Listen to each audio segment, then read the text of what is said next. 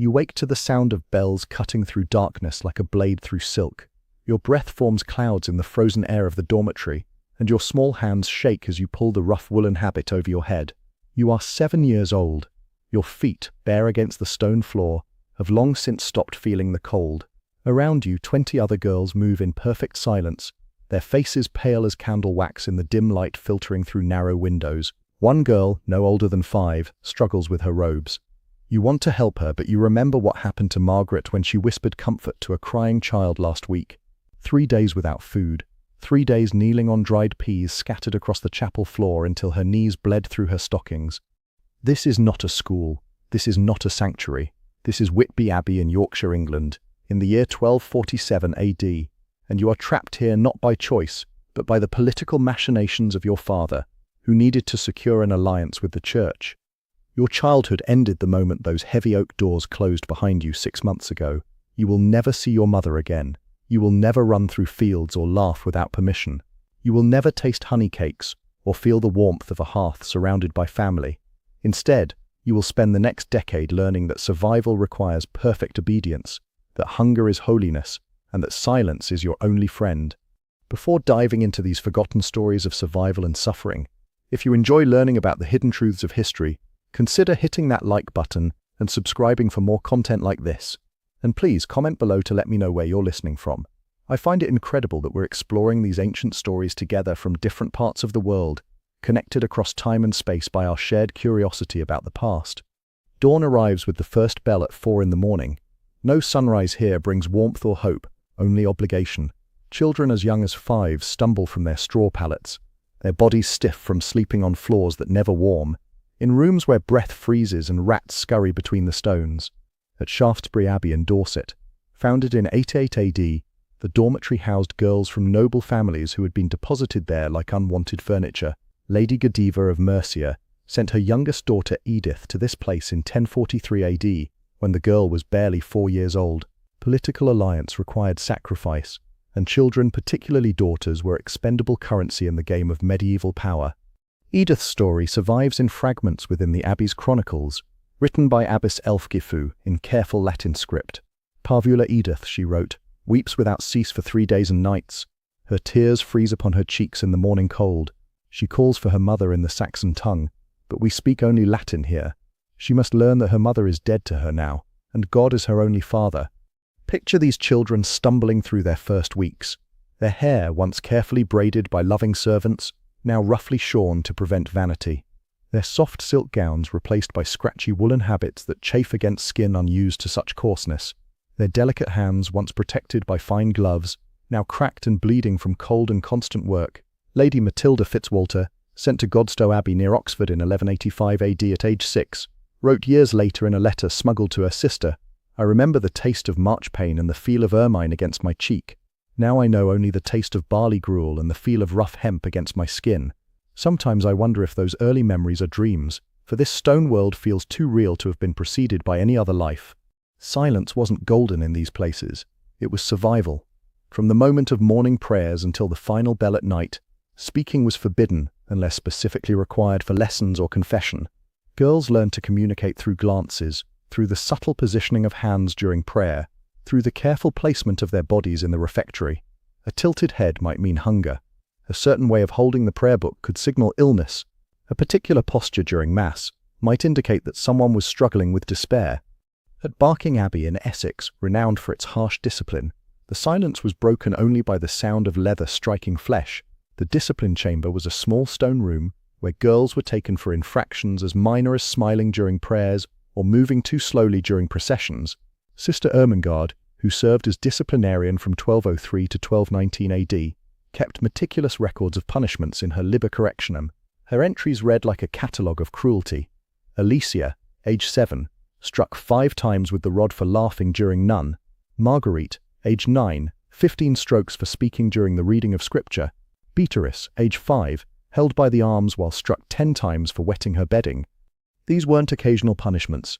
They were daily occurrences. Children lived in constant fear of making mistakes they didn't understand were mistakes. Eleanor of Aquitaine's youngest daughter, Joanna, was placed in Fontevraud Abbey in France in 1176 AD at age 11.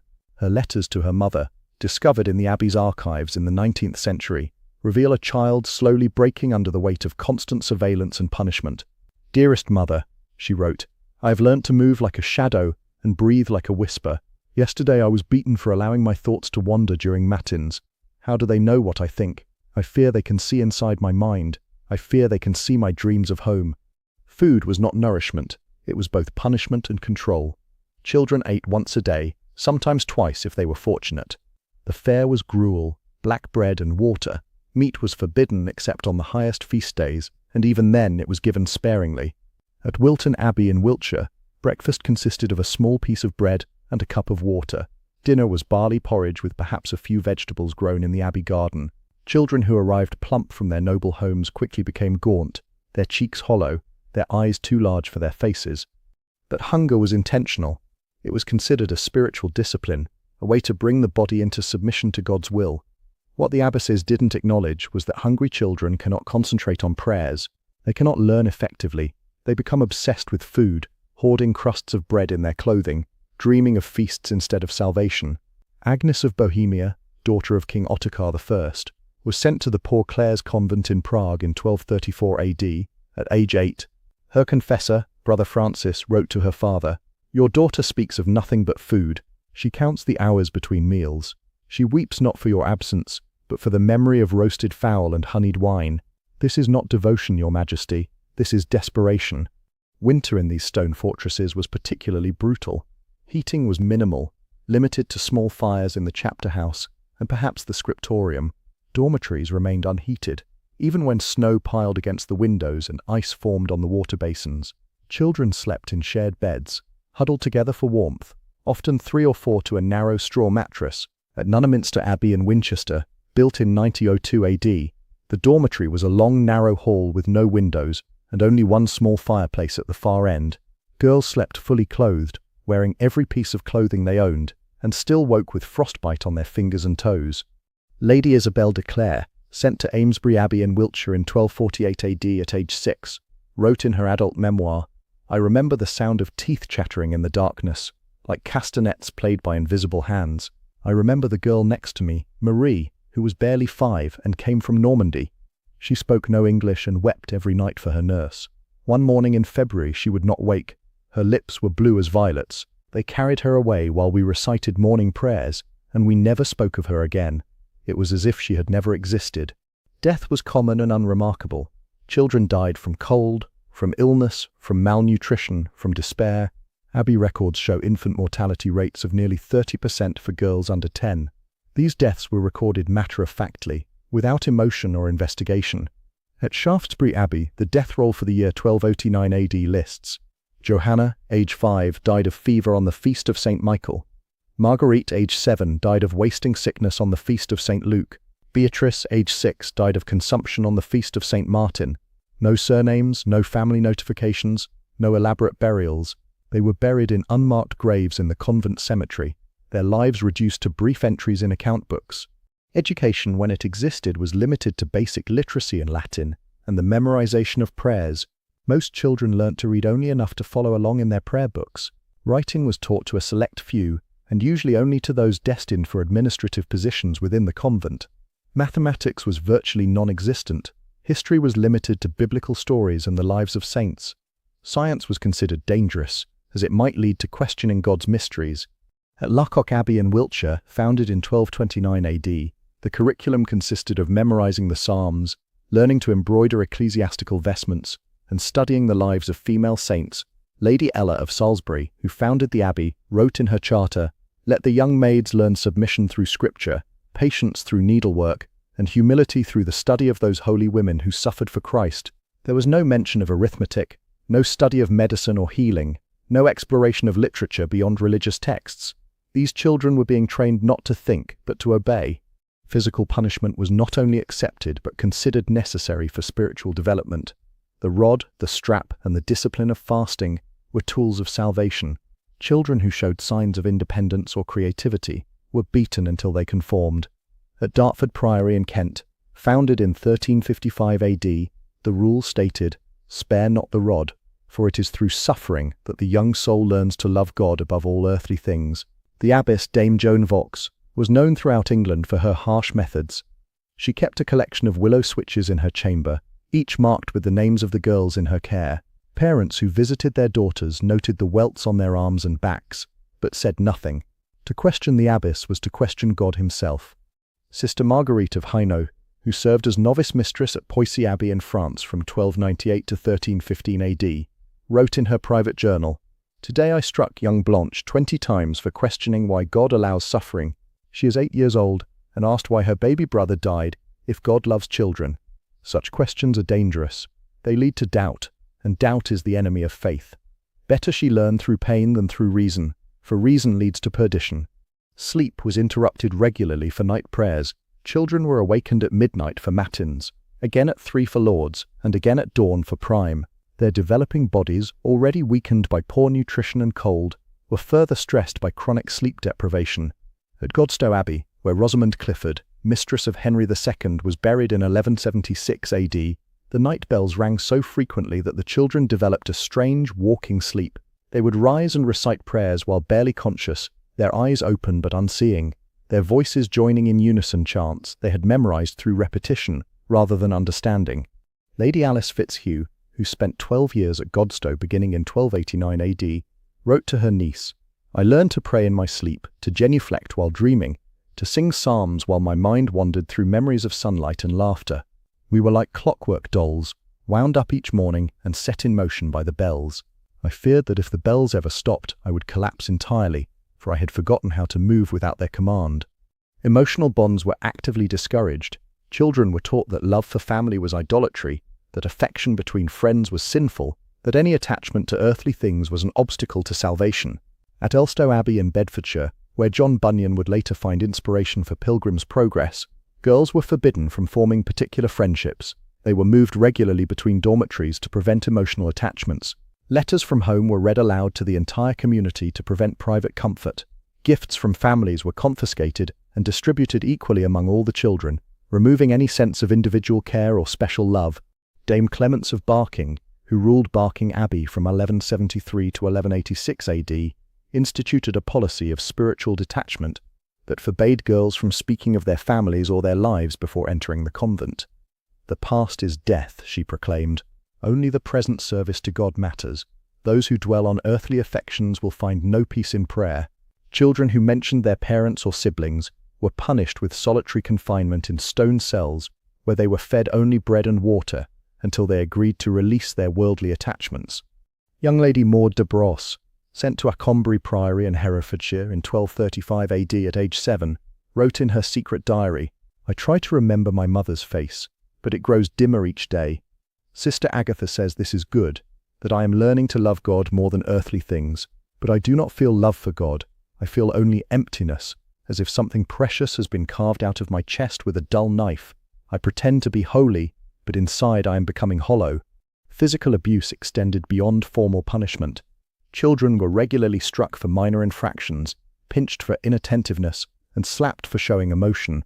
At Romsey Abbey in Hampshire, where the future St. Christina of Markyate sought refuge in 1114 AD, the daily routine included what was euphemistically called correction.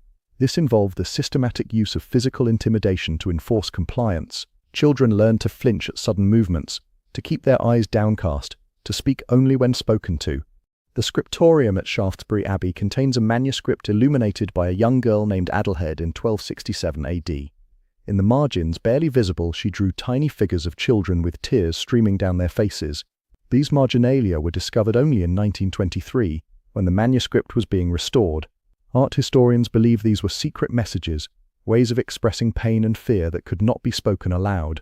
The figures are crude but emotionally powerful. Stick children with enormous eyes, hands pressed to their mouths, bodies bent as if in perpetual fear.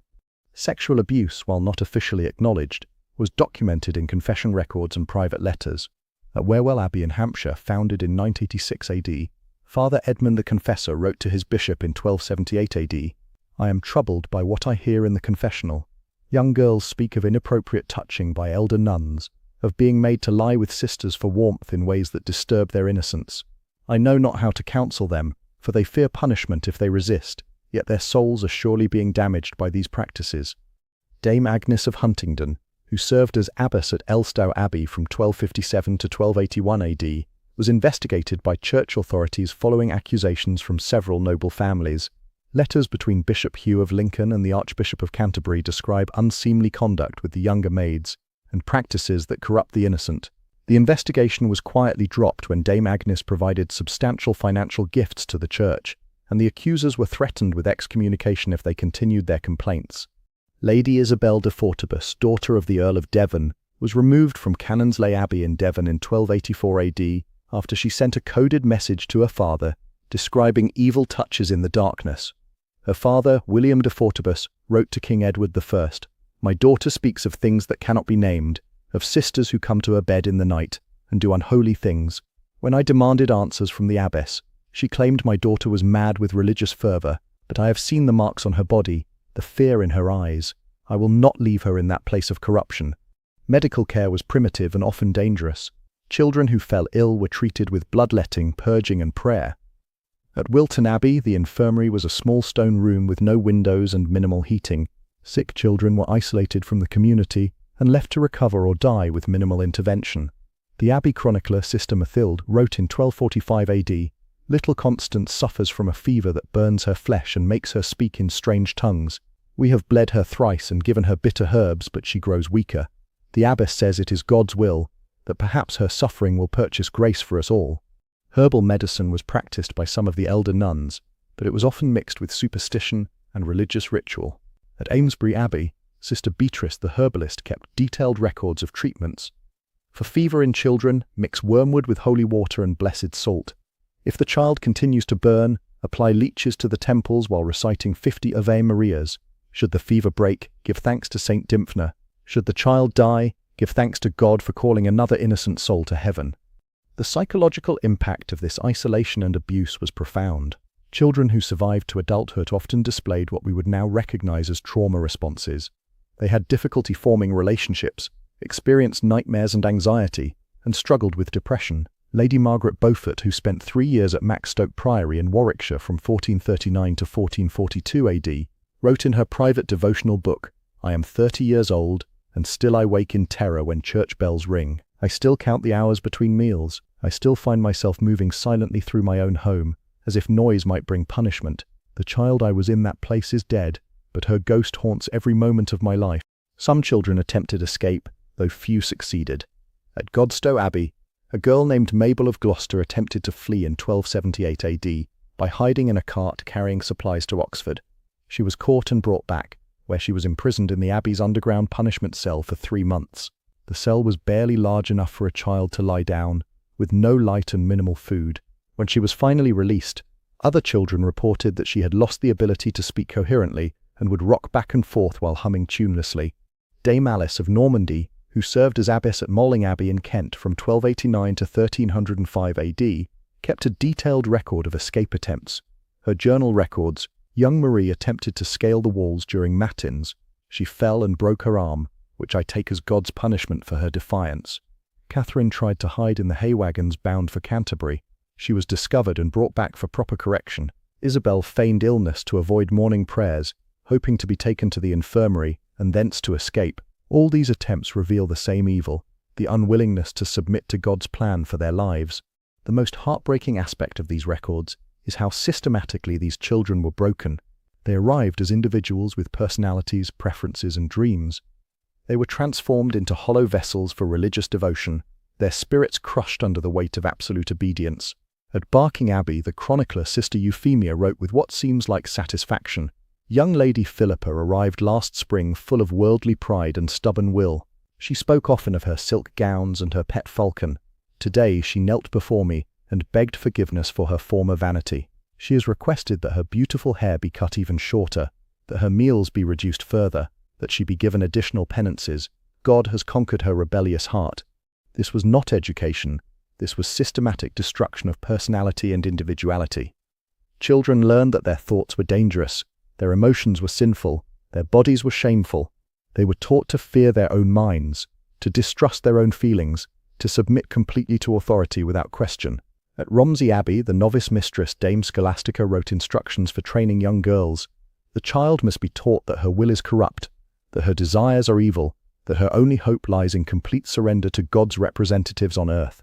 She must learn to hate what she once loved, to fear what once brought her joy, to find peace only in absolute submission. The irony is that many of these children were from wealthy, powerful families who could have provided them with excellent educations, comfortable lives, and meaningful futures. Instead, they were sacrificed to political expediency, religious fanaticism, and the belief that suffering was somehow purifying. Lady Eleanor de Montfort, daughter of Simon de Montfort, was sent to Amesbury Abbey in 1265 AD at age 8, following her father's death in battle. She wrote to her mother, "I had everything a child could want: books, music, fine clothes, loving servants. Now I have nothing but cold stones and endless prayers. They tell me I am blessed, that I am closer to God than those who live in the world. But I feel farther from heaven than ever, for how can a God of love create such misery for his smallest children?" Some children found ways to preserve their sanity through small acts of rebellion.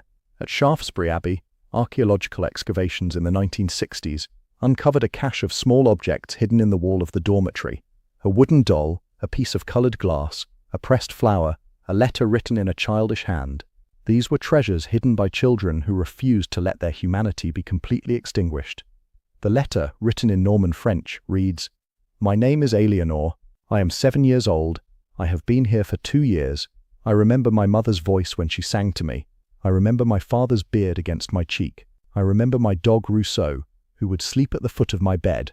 I write this so that someone will know I was here, that I was real, that I was loved." The long-term effects on these children were devastating. Many died young from illness, malnutrition, or despair. Those who survived to adulthood often struggled with mental illness, inability to form relationships, and a deep-seated fear of authority.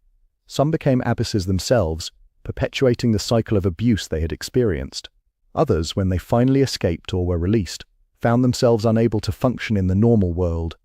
Lady Matilda of Gloucester, who spent 8 years at Wilton Abbey beginning in 1245 AD, was finally retrieved by her family when she was 16. Her brother Earl Gilbert wrote to his mother, "Matilda is so changed I barely recognize her. She speaks only in whispers, starts at sudden sounds, and will not eat unless given explicit permission. When I embraced her, she flinched as if I meant to strike her. Whatever they did to her in that place, they have killed the girl I once knew and replaced her with a frightened ghost." The economic aspect of these arrangements cannot be ignored. Wealthy families paid substantial dowries to place their daughters in convents, often more than they would have paid for marriage arrangements. The convents became wealthy institutions, accumulating land, gold, and political influence through these transactions. At Shaftesbury Abbey, the account books show that in 1267 AD, the abbey collected over 2,000 marks in dowries for accepting noble daughters. This was an enormous sum, equivalent to millions of dollars today. Dame Juliana of Norwich, who served as abbess at Carrow Abbey from 1342 to 1359 AD, wrote frankly about the economic incentives. "The noble families pay handsomely to be rid of their surplus daughters. We provide them with a holy justification for what is essentially abandonment. The children suffer, but the coffers are full, and the church grows stronger." I sometimes wonder if God approves of this exchange of innocence for gold. The most tragic aspect of these arrangements was how completely the children were forgotten by their families. Once a child was placed in a convent, she essentially ceased to exist for her relatives. Inheritance laws were written as if she had died. Marriage alliances were made without considering her existence. Family histories often omitted mention of daughters who had been given to the church. Lady Agnes de Vesky, who was sent to Arden Priory in Yorkshire in 1308 AD at age 5, wrote 20 years later, "I have received no word from my family since the day I entered this place. I do not know if my parents live or have died. I do not know if my brothers have married or had children. I am a ghost to them, and they are ghosts to me. Sometimes I wonder if my family was real, or if I dreamed them in another life."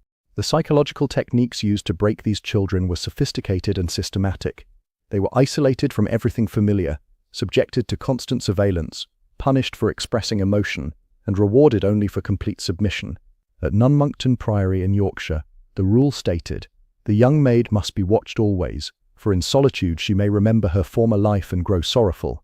When she weeps, she must be corrected. When she smiles, she must be questioned. When she speaks of home, she must be punished. Only when she shows neither joy nor sorrow, but perfect indifference to all earthly things, has she achieved the proper state of grace." Modern psychologists would recognize these techniques as systematic psychological abuse, designed to create learned helplessness and complete dependency. The children were taught that they were powerless, that resistance was futile, that their only hope lay in absolute obedience to their captors. At Barking Abbey, the novice mistress Dame Euphemia wrote, "A properly trained child should move like a shadow, speak like an echo, and think like a prayer book. She should have no desires of her own, no opinions of her own, no dreams of her own.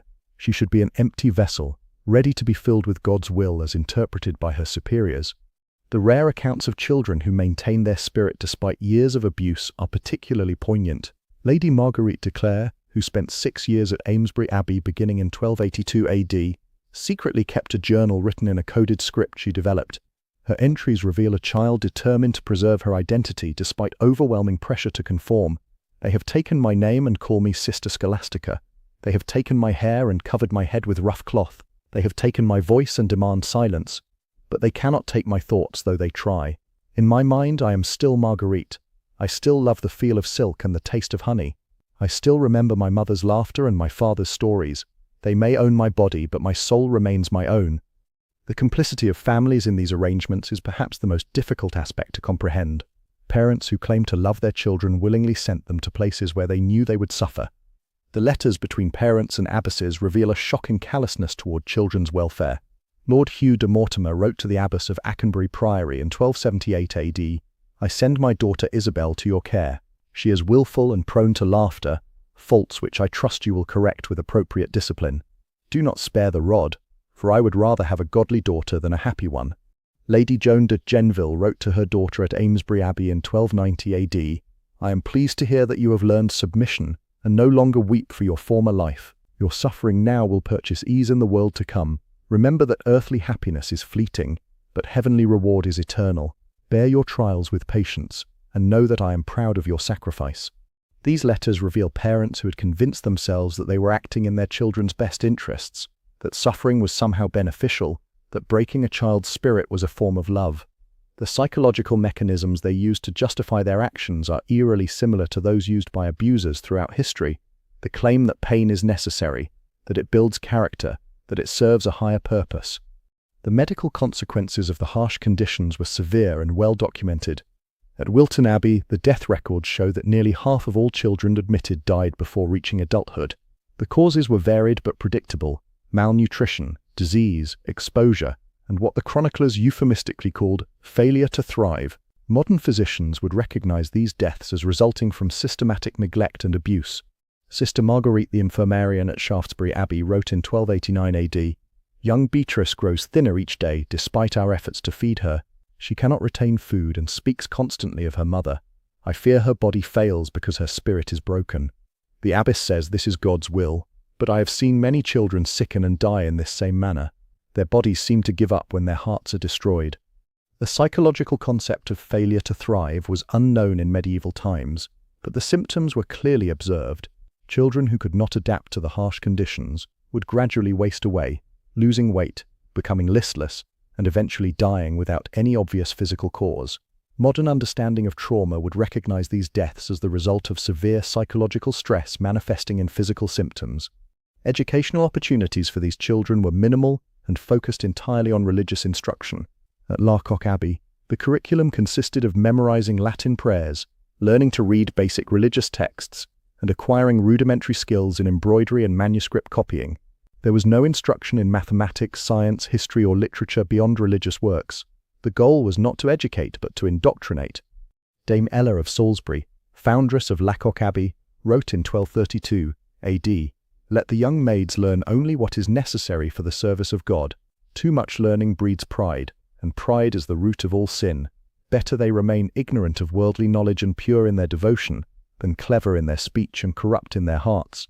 This deliberate limitation of education served multiple purposes. It kept the children dependent on their religious instructors, prevented them from developing critical thinking skills that might lead to questioning authority, and ensured that they would be unable to function independently in the outside world. Children who had been raised in convents from early childhood often found themselves completely unprepared for secular life if they were ever released. The physical conditions in these institutions were often deliberately harsh. Cold stone floors, unheated dormitories, and minimal furnishings were considered character building. At Godstow Abbey, the dormitory was described by a visiting bishop in 1278 AD as colder than a tomb and darker than a dungeon. The beds were straw pallets placed directly on the floor, with thin woolen blankets that provided little warmth. Windows were few and small, creating a perpetual twilight that contributed to the atmosphere of gloom and depression. Water for washing was limited and often frozen in winter. Children were expected to maintain cleanliness with minimal resources, and failure to do so resulted in punishment. At Romsey Abbey, the rule stated, "Cleanliness is next to godliness, but comfort is the enemy of devotion. The young maids shall wash in cold water and find joy in their discomfort, for it reminds them of their mortal nature and their need for divine grace." The psychological impact of constant discomfort cannot be overstated. Children who are cold, hungry, and uncomfortable cannot focus on learning or spiritual development. They become obsessed with their physical needs, creating a cycle of suffering that undermines the very goals the institutions claim to pursue. At Barking Abbey, a visiting physician noted in 1285 AD, "The children here are so preoccupied with their bodily discomfort that they cannot attend to their prayers. They shiver through Mass, fidget during lessons, and dream of warmth instead of salvation." Social isolation was another tool of control. Children were forbidden from forming friendships, discouraged from showing affection, and punished for displaying loyalty to anyone other than their religious superiors. At Elstow Abbey, the rule stated, "Particular friendships are the devil's snare. The young maids shall love all equally and none specially. They shall not exchange gifts, share secrets, or show preference for any companion. Their hearts must be reserved for God alone." This isolation created profound loneliness and despair. Children who had been torn from loving families found themselves surrounded by peers but unable to form meaningful connections. The natural human need for companionship and affection was treated as sinful, creating additional guilt and shame. Lady Alice de Lacy, who spent 5 years at Nunmonkton Priory beginning in 1301 AD, wrote, "I am surrounded by other children, but I am more alone than if I were the only person on earth. We are forbidden to comfort each other, to share our sorrows, to offer friendship. We are like islands in a sea of silence, each drowning in our own despair." The long-term psychological consequences of this systematic abuse were severe. Children who survived to adulthood often displayed symptoms that modern psychologists would recognize as complex post-traumatic stress disorder. They had difficulty trusting others, forming relationships, and functioning independently. Many became perpetrators of abuse themselves, unable to conceive of child-rearing without harsh discipline and emotional deprivation. Dame Margaret of Anjou, who became Abbess of Amesbury Abbey in 1315 AD, after spending her childhood there, wrote to a fellow abbess, "I know no other way to train children than as I was trained. The rod and the harsh word were my teachers, and they shall be teachers to the children in my care. I sometimes wonder if there might be gentler methods, but I fear that kindness breeds weakness, and weakness breeds sin." The cyclical nature of abuse was particularly evident in the religious orders. Women who had been brutalized as children often became the brutalizers of the next generation, perpetuating systems of cruelty that continued for centuries. At Shaftesbury Abbey, the same methods of discipline and control were used from the 12th century through the dissolution of the monasteries in the 16th century, passed down from one generation of abbesses to the next like a deadly inheritance. The economic exploitation of these children was also significant. Their labor was valuable to the convents, and they were expected to work long hours in addition to their religious duties. At Wilton Abbey, girls as young as 6 were assigned to the scriptorium, where they spent hours copying manuscripts in cramped conditions that damaged their eyesight and stunted their physical development. The Abbey's account books show that the sale of manuscripts copied by child labor generated substantial income for the institution. Lady Constance of Brittany, who spent 7 years at Wilton Abbey beginning in 1287 AD, wrote, "My hands are permanently stained with ink from countless hours of copying. My back is bent from hunching over manuscripts. My eyes strain to see in dim light. We are not students here. We are laborers disguised as novices." The children who worked in the kitchens fared no better. At Barking Abbey, girls as young as 5 were assigned to help prepare meals, working with sharp knives and boiling water under minimal supervision. Burns and cuts were common, treated with little sympathy. The Abbey chronicler noted, "Young Matilda burned her arm severely while stirring the porridge. She bore the pain without crying, which shows proper spiritual development. Pain teaches patience, and patience teaches devotion." Perhaps most tragic were the children who never fully broke, who maintained some spark of their original selves despite years of systematic abuse. These children often suffered the most, as their resistance was seen as evidence of spiritual corruption, requiring ever more severe correction. At Godstow Abbey, A girl named Johanna of Winchester spent 3 years in various forms of punishment for her refusal to stop asking about her family. She was eventually confined to a cell so small she could not stand upright, fed only bread and water, and forbidden all human contact except for daily interrogations about her willingness to submit. The records of her questioning, preserved in the Abbey's disciplinary files, reveal a child of extraordinary courage slowly being destroyed by institutional cruelty. "I asked again if God truly wants children to suffer," she told her interrogators. "I asked why prayer feels like poison in my mouth. I asked why I dream of my mother's face if I am supposed to forget her. These questions come from my heart, not from the devil. Why is my heart so evil?" After 6 months of solitary confinement, Johanna's questions stopped. She emerged from her cell silent and obedient, her eyes empty of the fire that had once burned there. The Abbey chronicler wrote with satisfaction, "Johanna has finally achieved the proper state of submission. She no longer asks troubling questions or speaks of her former life. God has conquered her rebellious spirit." But conquest was not salvation, it was destruction. These children were not being prepared for heaven, they were being prepared for hell on earth, trained to accept suffering as normal, abuse as love, and silence as virtue. The very qualities that made them human, curiosity, affection, hope, were systematically crushed in the name of holiness. The dissolution of the monasteries under Henry VIII in the 1530s finally freed many of these children, but freedom came too late for most. Women who had spent their entire lives in convents found themselves unable to function in the outside world. They had no practical skills, no understanding of secular life, no ability to form normal relationships. Many became beggars, others retreated into hermitages, and some went mad from the shock of sudden liberty. Lady Margaret Pole, who had been imprisoned at Sion Abbey as a child, wrote after the dissolution, "They have opened the cage, but the bird has forgotten how to fly. I stand in sunlight and feel only fear. I hear laughter and do not understand its meaning. I am free, but I am not alive. They killed the child I was so thoroughly that no woman could grow from her remains." The stories of these children remind us that institutional abuse is not a modern invention. The systematic destruction of childhood in the name of higher purpose has ancient roots, and the justifications used by medieval abbesses echo through the centuries in the words of every authority figure who has ever claimed that cruelty serves a noble end. Tonight, as you lie in your warm bed, remember the children who slept on cold stone floors, who wept silent tears into straw pillows, who dreamed of mothers' faces they were forbidden to remember. Remember that these were not distant figures from a barbaric past. They were children like any children, with the same needs for love, comfort, and kindness that children have always had. Their voices were silenced, their names forgotten, their suffering dismissed as holy sacrifice. But in the margins of manuscripts, in the cracks between stones, in the whispered confessions of dying nuns, their stories survive. They remind us that the price of unquestioned authority is always paid by the most vulnerable, and that no cause, however sacred, justifies the destruction of a child's soul. The bells that once called them to prayer have long since fallen silent. The stone walls that imprisoned them have crumbled. The abbesses who tormented them have returned to dust.